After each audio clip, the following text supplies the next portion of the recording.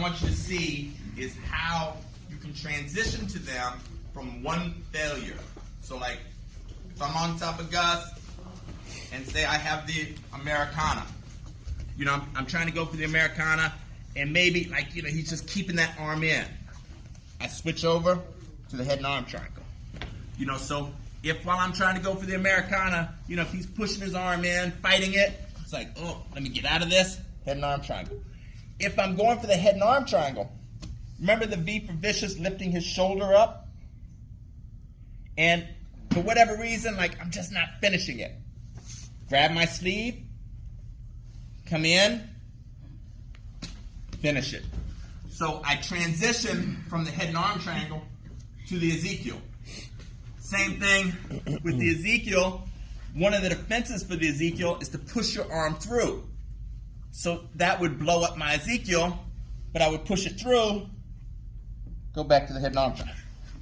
Gus is like, I'm going to reevaluate our friendship. I've already done that. Don, let me borrow you, bro. Don's already reevaluated the friendship, too. He's probably already gone on Facebook and unfriended me. So, I'm going for this. Don is powering over. You know, I just transition. Go for the head and arm triangle.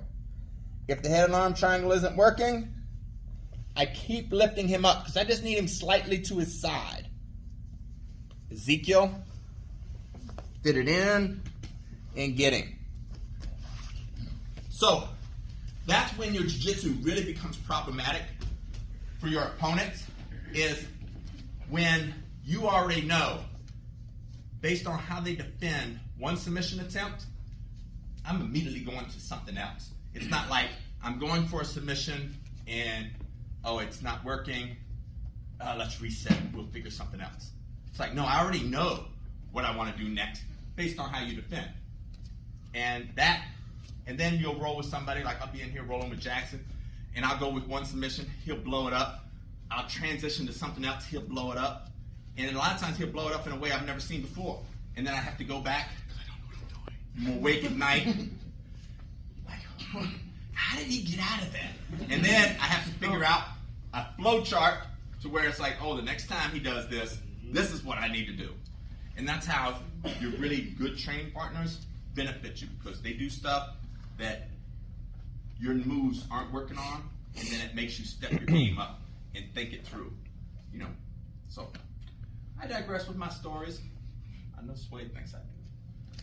But let's get together and look at, I'm going for the head and arm triangle. It's not working. Let me go to the Ezekiel. Or I'm going to the Ezekiel. They put their arm through, so I can't finish the Ezekiel. I go to the head and arm triangle. Or I'm going for the Americana. They try to power through. I go to the head and arm triangle. So it's like, whatever they do, I just want to transition into something. So work with your training partner for the rest of the class into how you can transition into the next submission. Cool.